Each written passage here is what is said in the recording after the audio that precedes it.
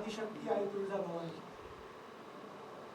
सारे विश्व में यदि ऐसा कोई राष्ट्र है जो बड़े अदब से ये कह दे कि ज्ञान समुच विश्व के आदि यहां आके समाया, तो वो राष्ट्र है मेरा भारत। सारे विश्व में यदि ऐसा कोई राष्ट्र है जो बड़े अदब से यह कह दे कि उसकी संस्कृति विश्व की सबसे पौराणिक संस्कृति है, तो वो राष्ट्र है मेरा भारत।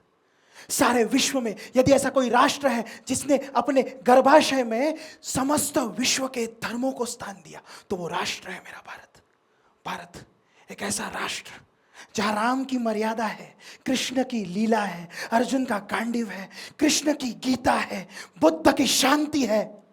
हम मस्जिद में अजान के साथ मंदिरों में घंटियों का नाद सुनते हैं, वो है मेरा भारत। लेकिन विश्व की इतनी पौराणिक संस्कृति का होना, समूचे विश्व में सबसे पहले ज्ञान का अर्जन करना, फिर भी इतनी बड़ी गुलामी खिलजियों की गुलामी, मुगलों की गुलामी, आदिल शाह की गुलामी, निजाम शाही की गुलामी, सब संस्कृति का खात्मा। एक राजा नहीं बचा था आपका, एक राजा जो इनके विरुद्ध में लड़े। सब कहा था तुम्हारा क्षत्रियत्व। इनके दरबार में सलवार तुमान पहन के इन्हीं को नतमस्तक होके मुजरा कर रहा था। एक भी राजा बचा नहीं था जो अपनी संस्कृति के लिए खड़ा हो।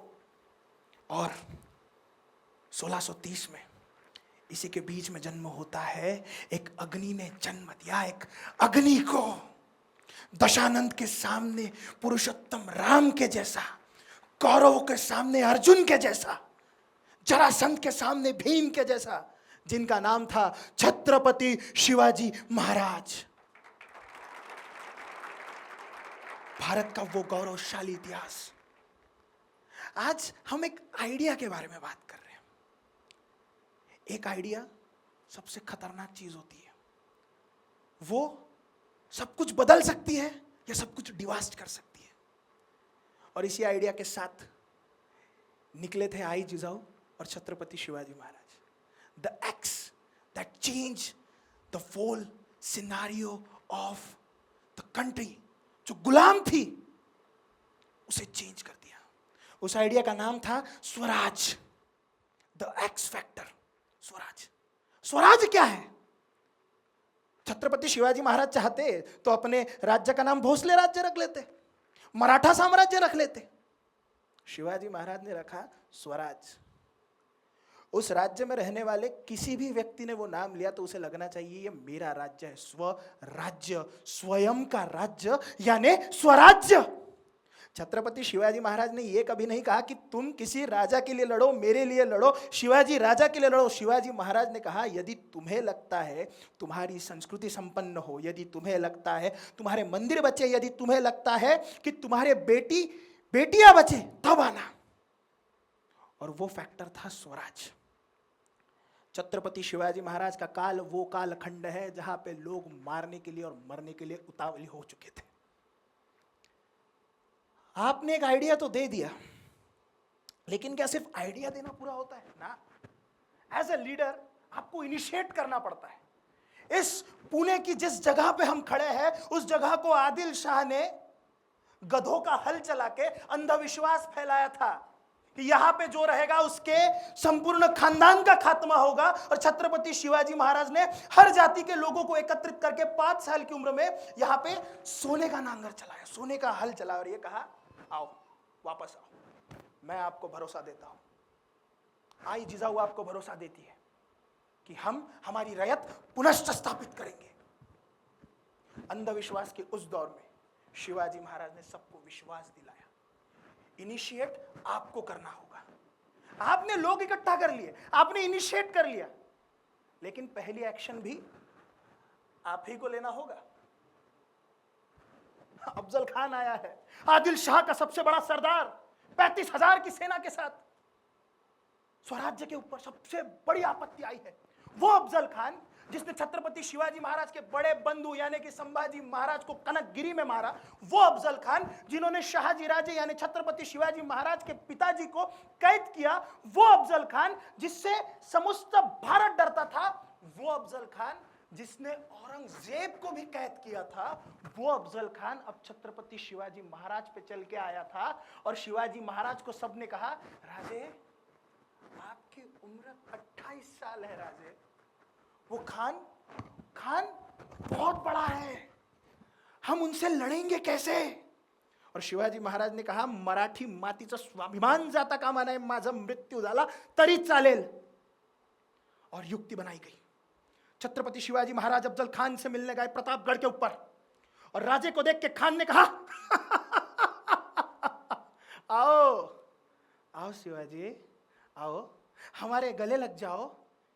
अफजल खान ने छत्रपति शिवाजी महाराज को गले लगाया और गला दबा दिया। और लेकिन शिवाजी महाराज सज्ज थे। शिवाजी महाराज ने कटियार निकाली, बाघ लग उसके पेट में दे मारा, और उत्ते में अफजल खान के साथ में आया था सैयद बंडा शिवाजी महाराज की तरफ दौड़ा, और शिवाजी महाराज की ओर दौड़ते हुए उतने समय में जीवा महाला ने अपना दंड पट्टा निकाला, सैयद बंडा के हाथ काटे, और इतिहास ने कहा, होता जीवा म्हणून वाचला शिवा। था वहां पे जीवा, इसलिए बच गया शिवा। अफजल खान को काट डाला, मार दिया शिवाजी महाराज ने। लेकिन वो जो स्वाभिमान, जो मराठी मुल्क का स्वाभिमान, जो ये कहता था हम आदिल शाह से कैसे लड़ेंगे, अगले 18 दिनों में 2 टुकड़ियां बना के शिवाजी महाराज ने 18 दिनों के अंदर 21 किले फतेह किए हैं। आप प्रतापगढ़ से देखिए, कोल्हापुर को देखिए, अंदर देखिए, कोल्हापुर के बॉर्डर तक शिवाजी महाराज किले फतेह करते हुए निकले हैं, क्योंकि लीडर सामने से लीड कर रहा है। ये एक्शन आपको लेना होगा, सिर्फ आइडिया बता के नहीं चलेगा, आपको खुद आगे जाना होगा। आत्मनिर्भर भारत क्या होता है, शिवाजी महाराज ने उस समय हमें सिखाया।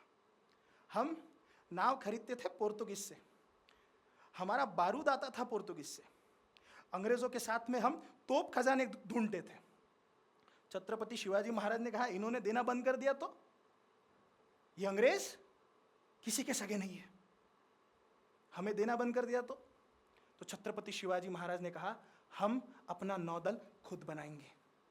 और छत्रपति शिवाजी महाराज के कालखंड में मराठाओं ने संगमीरी जहाज बनाया। उस जहाज का पत्र मिलता है जो अंग्रेजों के तरफ से आया था कि राजा जी, क्या आप अपना जहाज हमें बेचेंगे? आत्मनिर्भर भारत की नींव रखी थी मेरे राजा ने। आपको इनोवेशन करना होगा। रिसोर्सेस की कमी भारत में नहीं है, यदि होगी भी तो सबसे बड़े रिसोर्सेस हमारे पास है, जिसे हम ह्यूमन रिसोर्स कहते हैं। जिन मावड़ों को, जिन मराठाओं को इन मुगल आदिल शाह के दरबार में दरवाजे पर रहने वाले पैर पोंछने के लिए इस्तेमाल जैसे करते थे, उन्हें रख दिया। जब शिवाजी महाराज ने देखा, इन्होंने कहा कि ये तो शेर से लड़ सकते हैं, उन्हीं की सेना बनाई। मुठभर मावळे कणभर मुगल फस्त करत होते। 300 की सेना 10,000 पे भारी, 300 की सेना हजारों पे भारी। तानाजी गए हैं अपने बेटे की शादी छोड़कर, मुहिम निकली थी, बोले हमें कोंढाना लेना है। कोंढाना का नाम उस समय पे सिंहगढ़ था। ये हमेशा होता है कि तानाजी जब चले गए तो शिवाजी महाराज ने उनका नाम सिंहगढ़ दिया ना, सिंहगढ़ पहले से था। तो छत्रपति शिवाजी महाराज ने कहा, मुझे कोंढाना चाहिए। अब तानाजी उस समय पे शिवाजी राजे के घर में अपने बेटे की शादी की पत्रिका लेके गए थे, वहां पे मुहिम छिड़ी हुई थी। तो तानाजी ने देखा, पत्रिका फेक दी, बोले राधा आधी लगीन कोंढाण्याचं आणि मग माझ्या रायबाचं। तय हुआ कि अब तानाजी कोंढाना फतेह करने निकलेंगे। गए गए गए तानाजी गए, और ऐसे गए वापस ही नहीं लौटे। इन लोगों को कभी जिंदगी में ये नहीं लगा होगा क्या कि हम भी किसी पे प्रेम करें, हमसे कोई प्रेम करे, हमारा एक परिवार हो, सुखी समृद्ध सब कुछ हो। दिमाग में वो एक्स चल रहा था, वो आइडिया चल रही थी, स्वराज। जिएंगे इसी के लिए, मरेंगे इसी के लिए, सब कुछ न्योछावर करेंगे उस स्वराज्य के लिए। ये बहुत जरूरी होता है कि आप जब एक आइडिया प्रोपोगेट करके उसे लीड करें तो आप दूसरे लीडर्स को भी पैदा करें, क्योंकि आपने जो सपना देखा है ये आपको भी नहीं पता कि आपके जीवन काल में वो सपना संपूर्ण होगा या नहीं। ये हो सकता है कि आपकी मृत्यु हो जाए। छत्रपति शिवाजी महाराज की मृत्यु होती है 1680 में। 1689 में संभाजी महाराज की मृत्यु होती है, लेकिन उसके बाद मराठा साम्राज्य को जितने ताकतवर ये दो राजा थे, उतना ताकतवर राजा कोई नहीं मिला। लेकिन फिर भी 1818 तक मराठा साम्राज्य ने अपनी कमान संभाली है। क्यों? क्योंकि हर व्यक्ति जो मराठा साम्राज्य में जीता था वो छत्रपति शिवाजी महाराज के स्वराज्य का सपना लेके जीता था। पनाड़ा के गढ़ पे आदिल शाह ने अपनी सेना भेजी है। शिवाजी राजे 6 महीने से पनाड़ा में फंसे हैं, अब तो पनाड़ा से निकलना होगा। बाजी प्रभु देशपांडे बांदलों की सेना के साथ पनाड़ा पे है। शिवाजी राजे ने बाजी प्रभु देशपांडे को बुलाया और कहा, बाजी काल आलेला है, समय आ चुका है, हमें निकलना होगा। शाइस्ते खान अपनी मुगलों की सेना लेके पुणे में हुड़दंग मचा रहा था। बारिश का समय था, यदि यह समय निकल जाता तो शाइस्ते खान सिद्दी जोहर के साथ में हाथ मिला लेता है और दोनों मिलकर स्वराज्य को नास्ते नाबूद कर देते। तो छत्रपति शिवाजी महाराज ने कहा कि बाजी हमें निकलना होगा। युक्ति बनाई गई। 600 बांदलों की सेना के साथ छत्रपति शिवाजी महाराज विशालगढ़ की ओर निकले। रात को 9 बजे का समय है, मैं प्रहर में नहीं बताऊंगा, रात को 9 बजे के समय में ये निकले हैं। सुबह तकरीबन 6 बजे तक ये पावन खिंड में पहुंचे हैं, जिसे घोड़ खिंड कहते हैं। मराठाओं ने जो बलिदान दिया, उनके रक्त से अभिषेक होके वो खिंड जो पावन हुई, उसे पावन खिंड कहा जाता है। ये पावन खिंड में पहुंचे। पावन खिंड में पहुंच के इन्हें पता चला, अरे गनीम पीछे लगा है, शत्रु पीछे लगा है, आगे जाएंगे तो जाएंगे कैसे? विशालगढ़ का अंतर अब 13 किलोमीटर का बचा था। ये टोटल 45 किलोमीटर रात से चल के आए थे। रात को कितने बजे खाना खाया है किसी को नहीं पता। 45 साल की उम्र है बाजी प्रभु की। और बाजी प्रभु ने कहा, राजा बांदलांची सेना माझी सेना आहे, तुम्ही मला पित्याचा मान दिला है, आपने मुझे कहा है, आपने मुझे पिताश्री का मान दिया है और मैं आपको उस आदेश देता हूं, राजा 300 बांदल को लेके आप आगे जाइए विशालगढ़ की ओर। विशालगढ़ पे पहुंच के 3 तोपों के आवाज करना। ये बाजी समझ जाएगा कि मेरा राजा पहुंच गया है। ये सारे कन्वर्सेशंस सही में वहां हुए थे हमें नहीं पता, लेकिन भावनाएं यही होती है। मैं जब आपको कहानी बता रहा हूं तो हमें कहानी को उस तरीके से आपको बताना पड़ता है कि आप तक वो मैसेज पहुंचे। तो ये समझना कि कहानी यही है, कन्वर्सेशंस हमने डाले। क्योंकि कोई लोग हमसे पूछते, आप थे वहां पे ना, लेकिन वो थे इसीलिए हम हैं, तो हम जानते हैं कि उनकी भावनाएं क्या रही होगी। शिवाजी राजे ने कहा, बाजी ये शैतान का नाच है, आप क्या कर रहे हो? 5000 की सेना पीछे से आ रही है, हजारों की सेना पीछे से आ रही है, आप 300 को लेकर इस खंड में लड़ोगे? तो बाजी को यह पता था आगे आने वाला रास्ता सीधे मैदान का रास्ता है। वहां यदि हमारा युद्ध आने वाले गनीम के साथ में हो गया तो हम वहां टिक नहीं पाएंगे।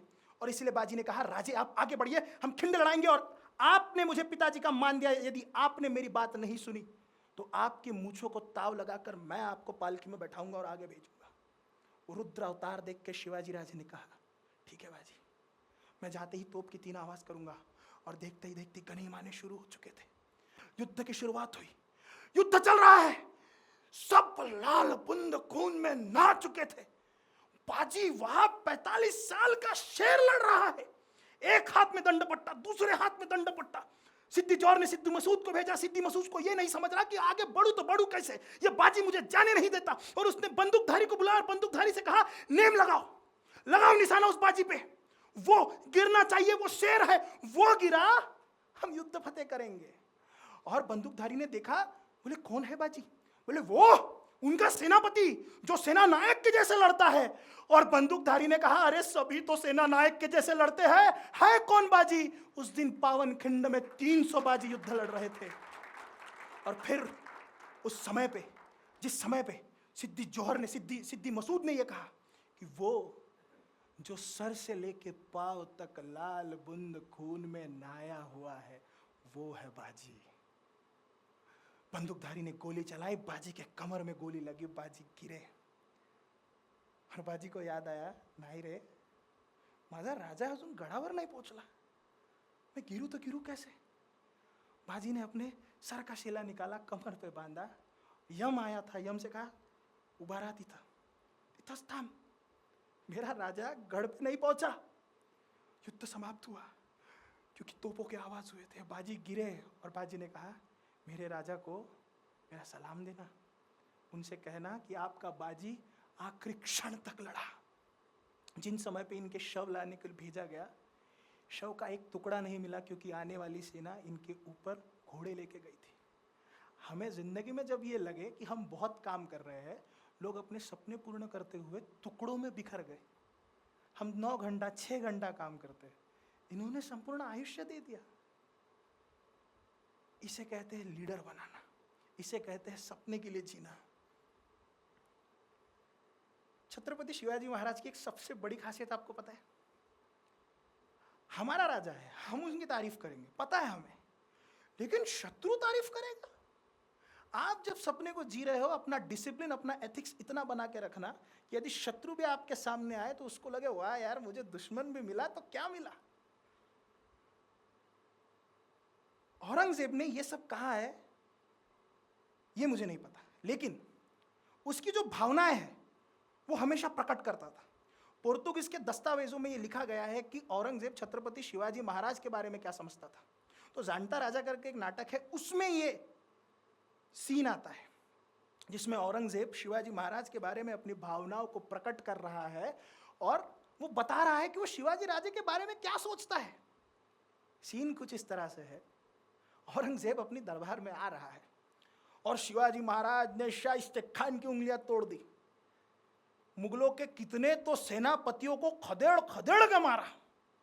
औरंगजेब बड़ा निराश हो गया, बोले मैं हिंदुस्तान पे क्या सपना देख रहा था, ये क्या हो रहा है। और औरंगजेब आ रहा है, उसके नारे लग रहे हैं, बादशाह हिंदुस्तान, औरंगजेब पधार रहे हैं।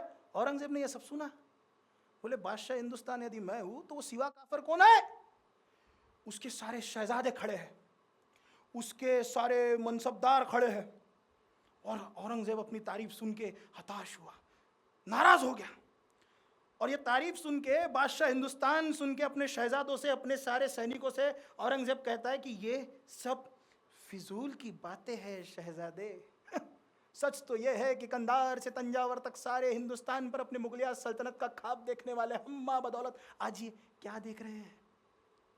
हमारी आंखों के सामने सिवा अपने जहांगीर की तामीर कर चुका है, हमारे सपनों को नास्ते नाबूद कर चुका है शिवाजी, ये शाइस्ते खान हमारे मामू जान। सच बात तो यह है शहजादे कि ये खुश नसीब निकले, सिवा ने इनकी सिर्फ 3 उंगलियां तोड़ी। ये तो तकदीर के सिकंदर थे कि इनकी जान बच गई। ये सूरत के खूबसूरत नवाब इनायत खान बहादुर शिवाजी जब सूरत आए, ये सूरत से दुम दबाकर भाग गए। ये हमशी फौलाद खान जिसकी हथेली पे मिठाई रख के शिवाजी आगरा के कैद खाने से फरार हो गए, ये राणा बूंद सिंह, ये केसर सिंह महाराज और ना जाने कितने ही मुगल, आदिल शाह, निजाम, अंग्रेज, पोर्तुगीज और फिरंगी फौजमंद सरदार, जिन्हें शिवाजी ने शिकस्त दी, सारी इज्जत मिट्टी में मिला दी उस शिवाजी ने। हमारी तरह खाना खजाना गोला बारूद शिवाजी के पास तो नहीं है, फिर भी उसे फतेह हासिल होती है। जानते हो क्यों शहजादे? शायद नाच गाना मौज मस्ती शराब में तल्लीन तुम जैसे बहादुर शिवाजी को कभी समझ नहीं पाओगे। शिवाजी ने मजबूत किले बनाए, अपनी फौज और असला बढ़ाई, लेकिन उससे भी ज्यादा न जीते जाने वाले मजबूत जमीर के लोग तैयार किए शिवाजी ने। आज तक पूरी कायनात में या औरंगजेब बादशाह ऐसी कोई चीज नहीं था जो खरीद नहीं सकता था। हमने शिवाजी के उन खुददार खादिमों को लाखों की जागीर दी और उन्होंने हमारी जागीर पर थूक दिया। अरे वो ना तो झुकते हैं, वो ना तो रुकते हैं, वो ना तो थकते हैं और वो ना तो बिकते हैं शहजादे, वो ना तो बिकते हैं। शिवाजी नामाकूल है, मगरूर है, बदकार है, लेकिन उसका चाल चलन दूध सा साफ और ऊंची मीनार की तरह बुलंद है। दूसरों के भी मजहब, मजहबी कलाम और औरत और फकीरों की भी इज्जत करता है वो, इसीलिए उसकी इज्जत वो परवरदिगार करता है। औरंगजेब खुश नसीब है कि उसे दुश्मन भी मिला तो सिवा जैसा। हुकूमत करनी है तो सिवा का चलन सीखो, सिवा का चलन सीखो। हमारा राजा शिव छत्रपति, हमने उनके मिट्टी में जन्म लिया। जिंदगी में कभी एक बार निराशा आ जाए, मैं आपको ये चैलेंज करके कह सकता हूँ, जिस व्यक्ति को छत्रपति शिवाजी महाराज का चरित्र पता हो वो जिंदगी में कभी नहीं हारेगा। वो सारी आइडिया जो आपको सक्सेसफुल होने में चाहिए वो एक्स छत्रपति शिवाजी महाराज आपको दे के गए, उसका इस्तेमाल करिए। मेरा नाम था भारतवंशी, आशीष भारतवंशी आपको विदा लेता है।